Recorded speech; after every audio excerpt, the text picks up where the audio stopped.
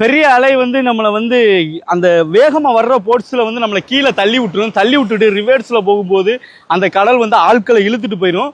நம்ம எவ்வளவு பலமாக தரையில் காலை ஊனி வச்சாலும் அந்த அலை வந்து நம்மளை அடித்து கீழே தள்ளுனதுக்கப்புறம் நம்ம என்ன பண்ணினாலும் அது இழுத்துக்கிட்டு ஆழத்துக்கு கொண்டு போயிடும். ஆழத்துக்கு கொண்டு போகும்போது என்ன ஆகும்னா, நமக்கு நீச்சல் தெரிஞ்சவங்களா இருந்தாலுமே நம்மளை கரை நோக்கி வர முடியாது. ஏன்னா கடலுக்கு கொஞ்சம் தூரத்தில் போயிட்டுனா நீரோட்டம்னு ஒன்று இருக்கும்.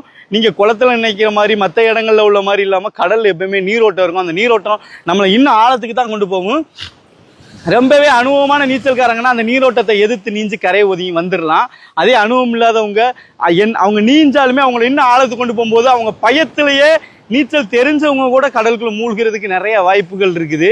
அந்த மாதிரி ஒரு விஷயம் தான் இந்த கடல் ரொம்ப வேகமாக அலைகள் இருக்கிற டயத்தில் நம்ம வந்து ரொம்ப கடல் குளிக்கிறதுக்கு நம்ம வந்து கடல் அப்படி தூரமாக மணலில் உட்காந்து ரசிச்சுட்டே போயிடலாம்.